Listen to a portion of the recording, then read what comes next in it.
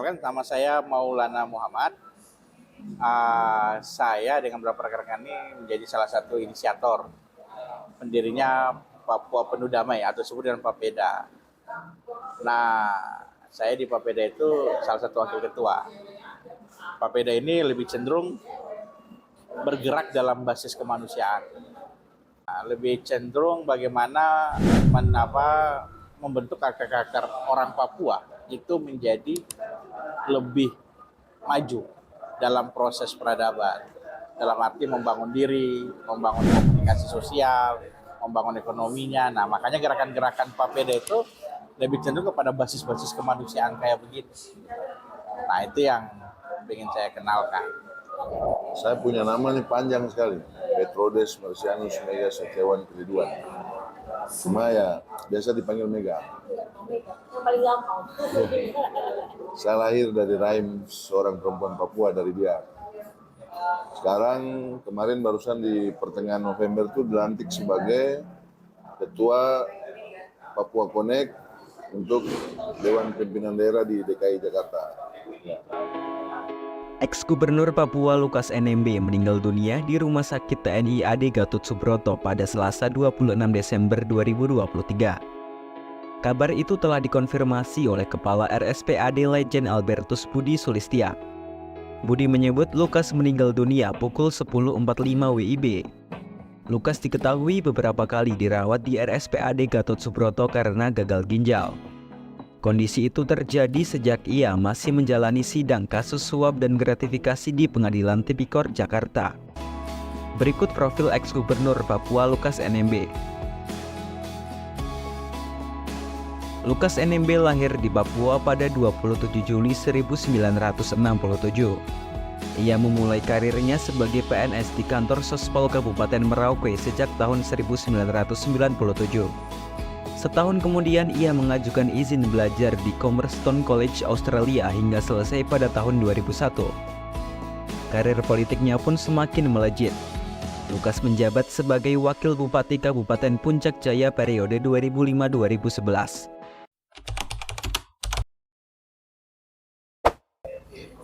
Ya, sebenarnya kalau kita bicara flashback kembali, ya Pak Lukas itu tokoh. Kita nggak bisa pungkiri. Dia itu hari ini dinobatkan menjadi tokoh pembangunan di Papua. Ya memang saya pun rasa, karena saya hampir 40 tahun hidup di tanah Papua. Di masa dia baru saya rasakan pembangunan. Ini nggak bisa dipungkiri. Dengan adanya stadion, dengan adanya jalan sebagainya. Dalam arti bahwa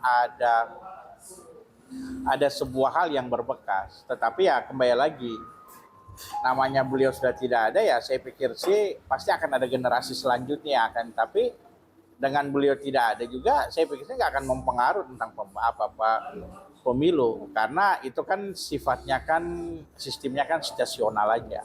Di saat terjadi beliau sudah tidak ada, ya sekarang generasi ya saya pikir sih tetap berkabung, masih berkabung, cuman kan suasana berkabungnya itu mereka akan membawa dalam ruang-ruang semangat mereka untuk membangun Papua ke depan. Ya memang kita kehilangan, tapi ya mau tidak mau ya namanya hidup gitu ya. Tapi bagi kami sebagai generasi Papua ya estafet pembangunan harus tetap jalan. Nah, pemilu ini salah satu target pembangunan, maka harus jalan. Nggak bisa enggak. Tapi sudah muncul ya, sudah mulai bermunculan generasi penerus pemimpin sebuah partai. Ya bagi saya sih setiap saat ada generasi, setiap zaman tuh punya generasi.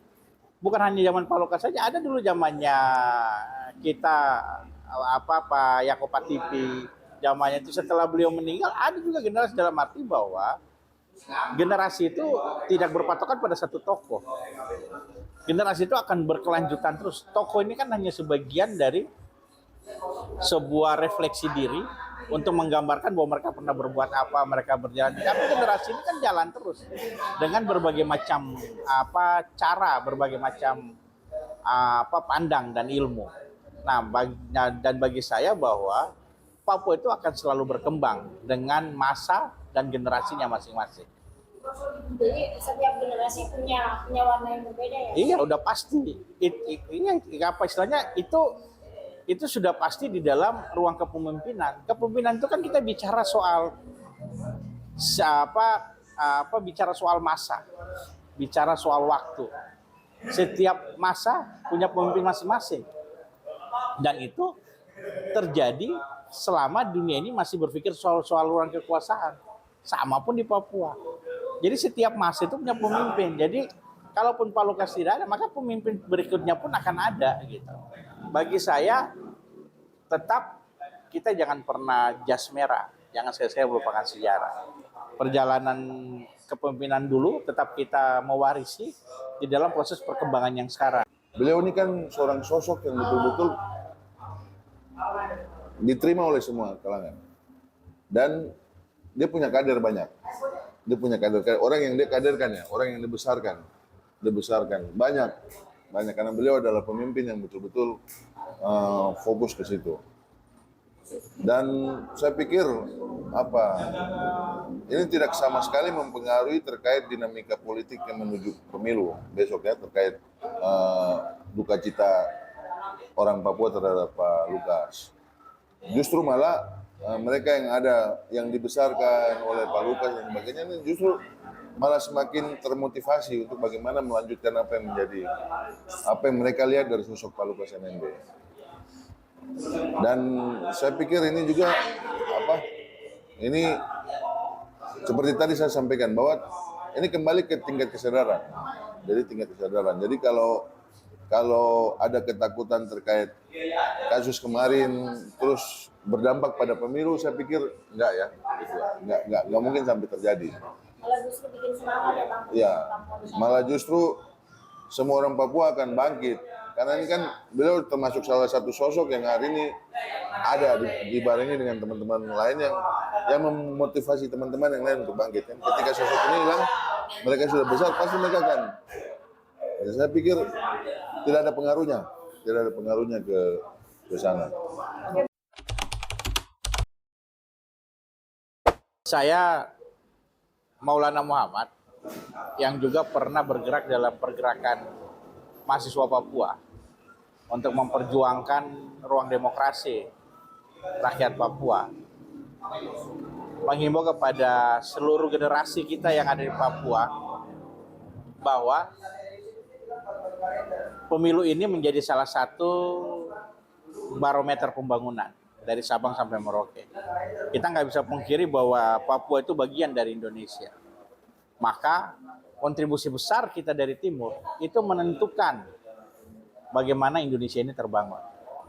Karena konflik itu hanya bisa menguras kita dalam proses persoalan, air mata, kedukaan, tetapi tidak akan memberikan kita sebuah pembangunan yang lebih jauh baik ke depan. Nah, bagi saya, generasi kita ini adalah generasi penentu. Bagaimana masa depan generasi kita berikutnya di bawah menikmati apa yang kita hasilkan hari ini. Maka jaga pemilu tahun 2024 menjadi pemilu yang sukses, yang jujur dan adil bagi kita semua. Dan juga saya harapkan kepada seluruh generasi untuk tidak menerima atau mengkonsumsi berita yang tidak benar. Karena proses pemilu hari ini itu sudah diatur secara baik dan secara sistematis oleh para penyelenggara. Maka tidak perlu lagi mendengar hal-hal yang di luar daripada berita-berita yang tidak benar. Maka mari kita bangun Papua, mari kita jaga Indonesia, jaga generasi untuk seluruh bangsa ini. Ya, kalau dari saya ya, kita harus mengembalikan apa yang sudah negara berikan, apa yang sudah pemerintah berikan kan. Artinya perhatian khusus ke Papua ini kan sesuatu yang harus menjadi motivasi buat kita, harus menjadi semangat bagi kita. Dan menurut saya di pemilu 2024 ini kan ini momennya karena ini kan sedang terjadi itu transformasi generasi politik. Artinya Pak Presiden Jokowi ini kan sudah melakukan banyak hal, program-program afirmasi, pembangunan infrastruktur, dan juga perhatian secara khusus ke Papua itu kan sudah ada.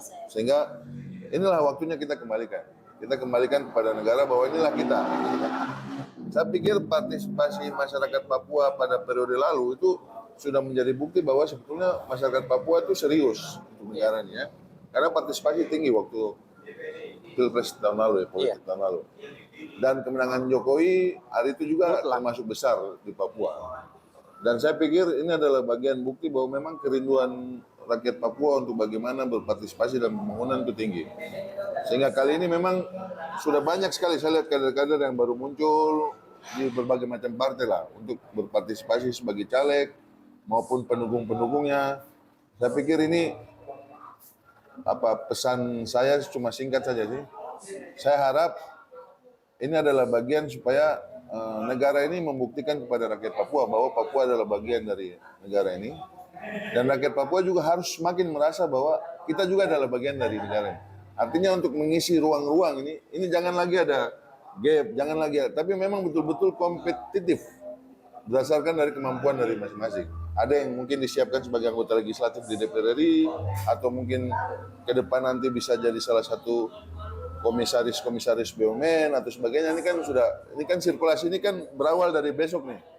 Sehingga ini antara simbiosa mutualis, antara mengembalikan kepercayaan negara dan bagaimana negara bisa memberikan sesuatu kepada Papua. Iya.